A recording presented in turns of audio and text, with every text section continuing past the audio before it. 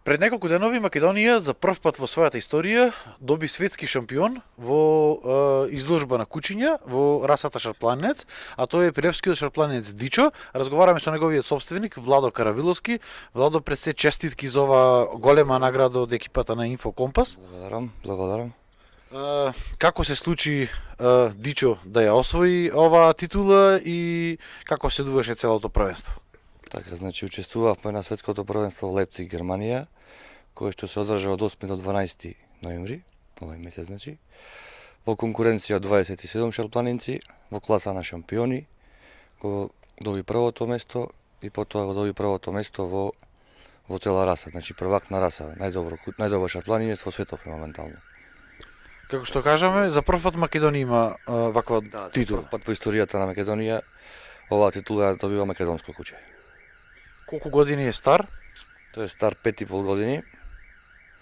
Ова не му е прво учество на меѓународни изложби, има учествувано на повеќе меѓународни изложби, од кои најтрофејни се, за да можеме да се пофалиме, да речем, на Европското првенство во Женева во 2013 година. Тогаш учествуваше во класата на млади кучиња, се здоби со титулата млад европски првак.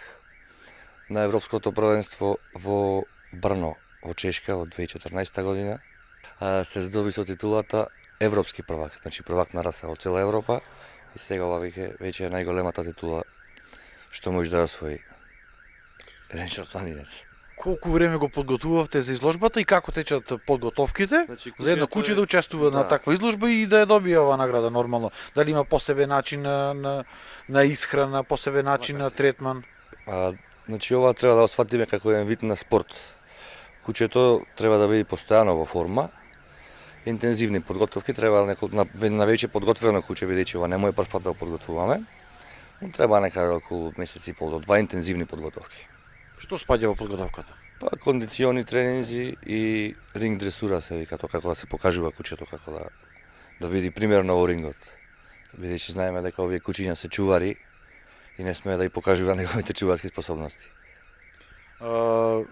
Освен Дичо, одгледуват и други видови на кучиња, така? Влашница, имаме околу 20 кучиња.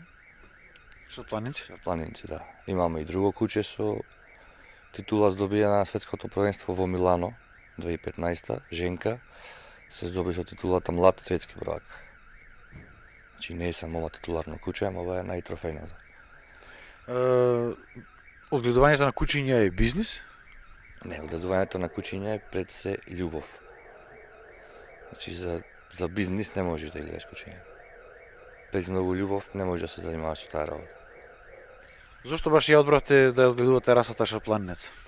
Расата шарпланинец се одбрав бидејќи од секогаш сум сакал од најрана возраст големи кучиња. И сигурно затоа што е македонска раса, тоа е наша национална гордост. И ова не е успех на лично мој успех и негов, ова е успех на целата нација. Гордост на целата нација, бидејќи е национална одлика ова куче.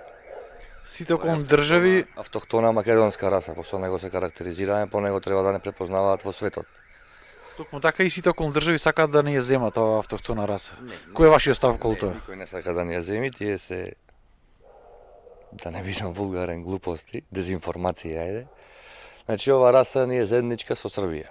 После распаѓањето на Југославија имаше мало недоразбирање со Српскиот кинолошки сојуз, но веќе се е решено во Светската федерација. Кучето е заведено како куче со двојна матичност, Македонија и Србија, и тоа е тоа. Никој не сака да ни ја земи и никој не може да ни ја земи. Тие се дезинформации. Понатаму кои се вашите идни планови? Продолжуваме во истиот дух. Па ќе видиме, наредно имаме Европско првенство во Келце. До година имаме 2018 во Амстердам. Здрави и живи. Да се надеваме дека и таму ќе учествуваме, па и да освоиме нешто не е лошо. Дали освен Дичо подготвувате и друго куче за вакви надпревари? Моментално само него, бидејќи другите кучки се моментално во репродуктивен период. Имаме мали кученца. Кучка што е во репродуктивен период не можеш да ја носиш по изложби, треба да биде во топ форма. Имаме негова черка исто добра, ќе видиме како ќе порасне и така. Уште еднаш честитки за наградата и за вашите идни понатамошни успеси. Благодарам за вниманието.